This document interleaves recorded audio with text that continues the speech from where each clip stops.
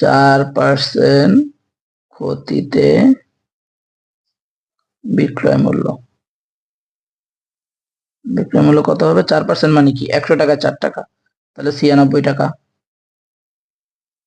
দেখেন এখন আপনারা বড় করে করেন, এরপরে যখন আপনারা অঙ্ক পারবেন তখন নিজেই শর্টকাট তৈরি করতে পারবেন। শর্টকাট শিখে অঙ্ক কখনো মুখস্থ করা যায় না। আচ্ছা, আবার একটা কন্ডিশন আসছে কি, 44% লাভ, 44% লাভে বিক্রয় মূল্য। লাভ মানে কি যোগ, তাহলে 100 প্লাস 44 কত হয়? 144 টাকা। এখন দেখেন, তাহলে আমি বলছি কি যে 4% ক্ষতি হয় কখন? যখন টাকায় 12টি লেবু আমি বিক্রয় করি।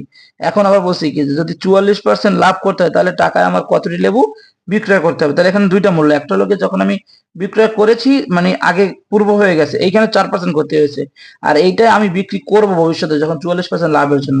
তাহলে এই কথাটাই আমরা লিখবো, কিভাবে লিখবো? পূর্ব বিক্রয় মূল্য কত টাকা? 96 টাকা হলে বিক্রয় করতে হবে কত টাকায়? বিক্রয় করতে হবে 144 টাকায়, তাই না?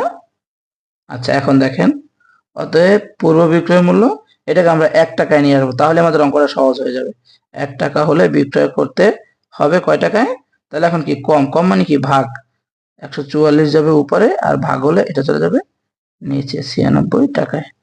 এখন দেখেন এটা যদি আমি ভাঙাই তাহলে এটা আমার হয় 2, এখানে হয় 3,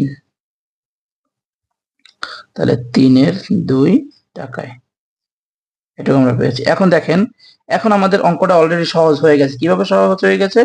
যে এইখানে আমরা এই যে পূর্ব মূল্য আর বর্তমান মূল্য বিক্রয় করতে হবে কত টাকায়?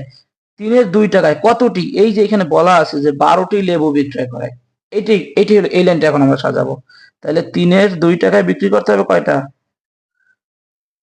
আমার কাছে 1 টাকায় চাইছে, তাই না? টাকায় কতটি লেবু? তাহলে আগে আমরা এখন লিখি যে 3/2 টাকায় বিক্রয় হয়,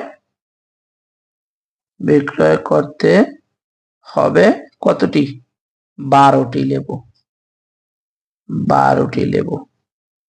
অতএব 1 টাকায় বিক্রয় করতে হবে 12। এখন কি করতে হবে? গুণ করতে হবে যেহেতু বেশি, তাহলে আমরা গুণ করলে কি করবো? গুণ করলে উল্টে যাবে, 2 চলে যাবে উপরে, 3 চলে আসবে নিচে। এখান থেকে 4টি লেবু সমান সমান 4 দ্বিগুণে 8টি লেবু। এটাই আমাদের অ্যান্সার। ধন্যবাদ সবাইকে, আসসালামু আলাইকুম।